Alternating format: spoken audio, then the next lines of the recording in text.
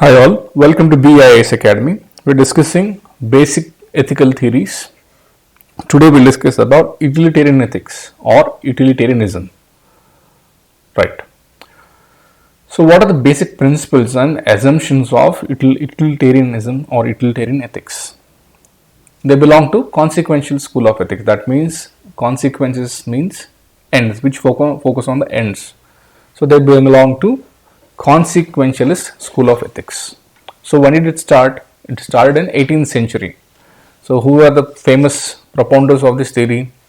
David Hume, Jeremy Bentham, John Stuart Mill, Peter Singer are the important proponents of this ethical theories.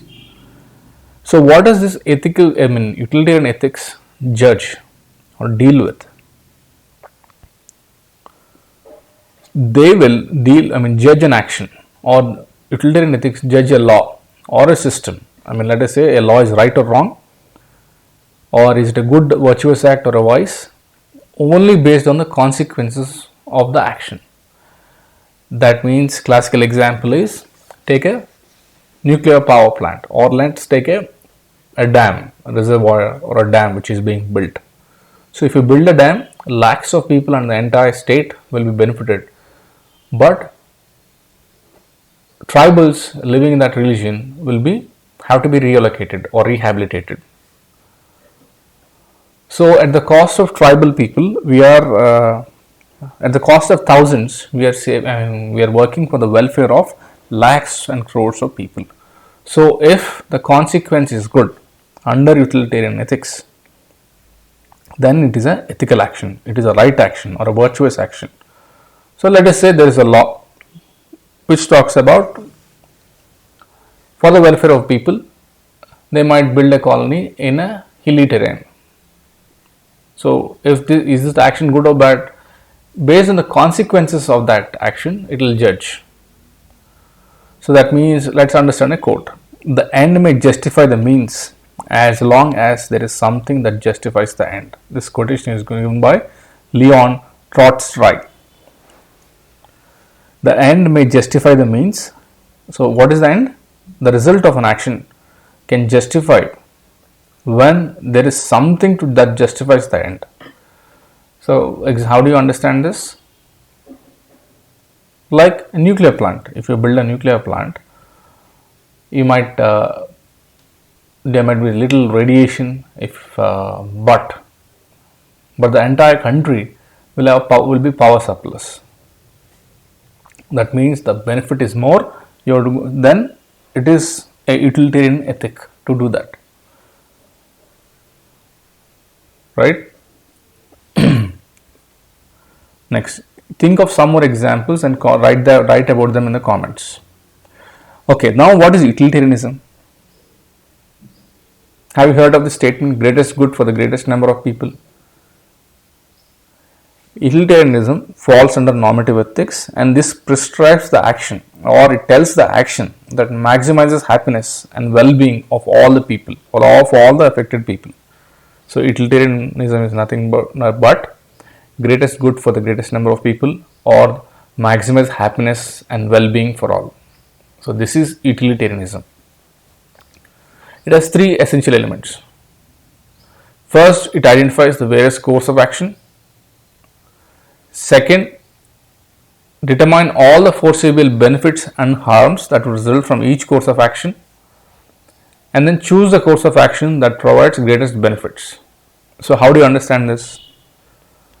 Okay, let us take your example. You are preparing for UPSC. So what are the various course of action? 1 is going for coaching, 2 listening to classes, writing notes, 3 buying books, reading, 4 writing practicing tests, going to mock interviews. So now for every student when they start, there will be a confusion that what is the best coaching institute, or what is the best class, or what is a good book to read. So how will you choose? So you will do a SWOT analysis, which is good, which has more ranks, which has more benefits. So you will avoid the place which has less benefits, you will go to the place which has more benefits. So in the end, if you get more benefits out of institution, you'll go there, right? So this is nothing but utilitarianism.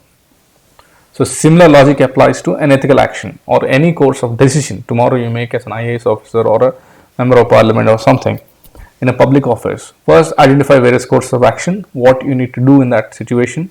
Next, determine all the benefits.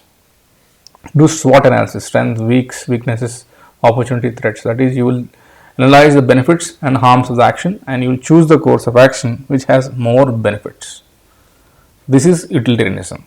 Can you use this in your case study? Absolutely, you have to use this in your case studies. Once you get into a job, once you become an IAS officer, IPS officer, so you have to use this concept in your life, day in, day out. Right. So this utilitarianism or utilitarian ethics has two principles. Principle of utility and then principle of equality. So what is this principle of utility? Utility, another word is synonymous usefulness. One should always do something which has more utility or more usefulness. That is the principle of utility. Another word, another statement for this is greatest happiness principle or the greatest happiness for the greatest number of people. So this is principle of utility. The next principle of utilitarian ethics is principle of equality. What does this mean? Whoever is involved or the interests of everyone affected by an action should be considered. So the interests of, take the example of a reservoir. You have to take the interests of the general populace plus the interests of the tribal people living in that region. So all the interests of everyone affected should be considered. So when you consider these two principles, then that is utilitarian ethics. What are the principles? Principle of utility and principle of equality. What is principle of utility? Simply it talks about or it emphasizes on usefulness. What is principle of equality? The interests of everybody should be taken into consideration. Right. So we have said there are different proponents. One is David Hume. If you see the image here, he is David Hume. So he said, he wrote a treatise on human nature. He explained about the character of ethics. According to him, ethics is how one must live and one ought to be doing. So as per David Hume, ethics talks about how we should live our lives, how one has to live the life and what has to do in the life. Second observation he makes is regarding human logic or human reasoning. He said that human reasoning cannot act as a motivator to do ethical things or right things. What does it mean? He did not give more emphasis or more importance to logic. He said that this particular logic does not motivate people to do ethical things, or logic does not help you to do right things. Then what? Then what motivates? He says that there are other elements apart from logic, that is emotion, feeling, passion, desire, coupled with reason will enable the person to act. Example, you help an orphanage, you give money to an orphanage. We all know logically that it is good to help an orphanage or poor children, but when do we do that? We do that when we see them or when we listen about them, when we come across an ad, when our emotions, feeling, passions coupled with logic, reason, then we do this ethical action. Other example is losing weight. When do you lose weight? Logically everybody knows that you have to have an appropriate weight. But when you mix your feelings, emotions with logic, then you lose weight. So as per David Hume, logic plus emotions, feelings, passions, they motivate people to become ethical. This is David Hume's theory on utilitarianism. So what is another meaning of this? That means we are emotional beings more than rational beings. So his theory is called theory of moral sentiments as well. Right. Next is Jeremy Bentham. He also spoke about utilitarianism. What did he do? He connected the concept of feelings and utility. What is utility? Usefulness. He said human categorize feelings under two categories, that is good feelings, bad feelings. So he said human beings have two feelings. And apart from that, he combined feelings with utility. What is utility? Usefulness. How do humans act? So let us say, how do you want to do a good thing? What do? You try to focus on maximizing the pleasure and minimizing the pain. So for every action, for every human action, you think. So you'll understand that we act to maximize the pleasure and minimize the pain. So what is painful? Reading book, try to understand, make notes. That is a bit boring or a painful exercise. What do? You take PDFs, you just underline. So you maximize the pleasure. Or any action, if you can apply this logic to every human action. So that is how humans function. And he also said that usefulness or utility is based on consequences. So Jeremy Bentham spoke about, he connected the concept of feelings and utility. So under his utilitarianism, so feelings coupled with usefulness motivates us to do a ethical action. So think of another, he says that utility is also based on consequences. For example, a law is good or bad based on its consequences. Can you think of some laws which have bad consequences in India? One example which I have given is Unlawful Atrocities Prevention Act, which is mostly misused in Northeast India. The consequences are bad, people are killed, jailed. So based on any consequences, the usefulness is based. So this is Jeremy Bentham's theory. So what did David Hume say? Hume said human beings are ethically motivated because of, through their emotions, passions, desire plus reason. And whereas Jeremy Bentham says feelings and utility motivate ethical behavior. Right. So think of Nirbhaya case. So we feel not only about ourselves, but we do feel for others, right? So that is how we think. That is how the charity happens. So we start to think about the consequences of action based they might affect each other. To understand Jeremy Bentham in one line, that is, one should always do something which has more utility or usefulness for all concerned. So how do you understand this quotation? One should always do something which has more utility or usefulness for all concerned. You are a irrigation minister. Take the same classical example of building a dam. So you as a minister or head of the public office has to think of the tribal people, the general populace, and the employees involved, and the budget involved, the team involved. You have to think about utility or usefulness of all the people concerned. So Jeremy Bentham mainly emphasizes on utility, that is usefulness. Right. Next is John Stuart Mill. What does John Stuart Mill propose? He proposed a theory opposite to Immanuel Kant. Immanuel Kant spoke about deontology, that is, one should emphasize more on their duties. It's your duty to speak the truth. And in spite of the consequences, you have to speak the truth. That's what Immanuel Kant said. John Stuart Mill proposed a theory contrast to this Immanuel Kant. What, according to John Stuart Mill, is a good action? An action is good if it benefits somebody.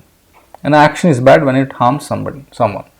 So let us understand let us compare his theory with Immanuel Kant. Immanuel Kant says, let us say for example, there are soldiers, not soldiers, we all know about the Hitler gassing Jews, right? Killing Jews. These Jews came out of the jail and they were hiding under the Immanuel Kant's bed. So behind them, a group of soldiers came running and asked Immanuel Kant, did any of the prisoners or Jews come into your home? So as any common person like us and you and me, we will say that nobody came into your home because you want to save their lives. But Immanuel Kant says you have to speak the truth. So he will show the people, he will show the soldiers, these people. But as per John Stuart Mill, he says that an action is good if it benefits someone, but action is bad if it harms someone. So here if your action of telling the truth harms someone, then that is a bad action. That is not good.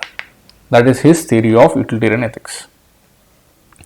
For this, he proposed 7 attributes or 7 principles that can be used to increase or decrease pleasure or pain. He gave 7 attributes to increase pleasure or decrease the pain. Intensity, duration, certainty,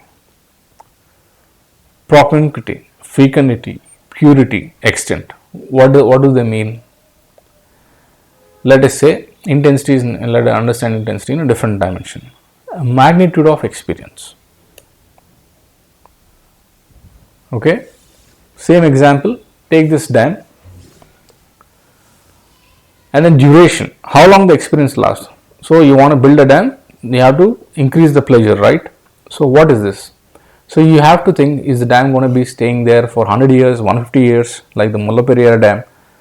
How long is the experience last for? And probability or certainty, will it actually happen? Next is, he gave a principle called propinquity.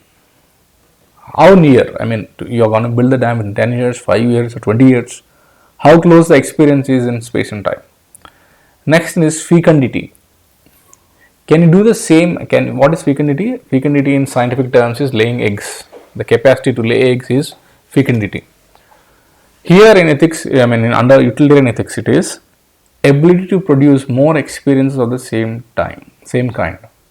Or from business parlance, it is scalability. Next is purity. Extent to which pleasure is diluted by pain. Next is extent, that is number of people affected. So most of you might be worried by seeing these terms, but there is no need for you to remember or by heart these names. Just understand the concept. John Stuart Mill mainly focuses on an action is good if it produces good results, an action is bad if it produces bad results, and then how to maximize or how to increase pleasure and reduce pain. There are 7 concepts to understand any decision. So understand how long, how many people are affected, so when you're going to do this execution, so how near is this. So these are different attributes proposed by John Stuart Mill. So mainly Mill's utilitarianism is simple and comprehensive to measure moral behavior. So if you want to measure somebody's moral behavior, you will use this 7 attributes, whether an action is good or bad.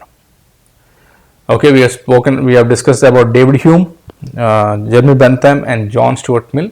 So fundamental line which you have to remember is any action under utilitarianism is good, which emphasizes on the principle of utility and principle of equality, that is, which focuses on greatest good for the greatest number of people. Example, COVID vaccine was developed. For developing a COVID vaccine, you have to test on monkeys, you have to test on certain people. So that is how a vaccine comes into being, and then once the vaccine is out, it saved millions of lives. So this is another example of greatest good for greatest number of people, or an example of utilitarianism. Now let us discuss a mains based question. What do you understand by the theory of utilitarianism? Critically analyze the usefulness of the theory. So what is the question asking? The question is asking about write the theory of utilitarianism and analyze the usefulness. That means you have to write the good points and bad points of this theory. So what is the format? Introduction, body, conclusion. In the introduction, define utilitarianism or write a quote. And then come to the body, write about the importance of utilitarianism and then criticism of utilitarianism. write different theories, draw diagrams, and finally conclude.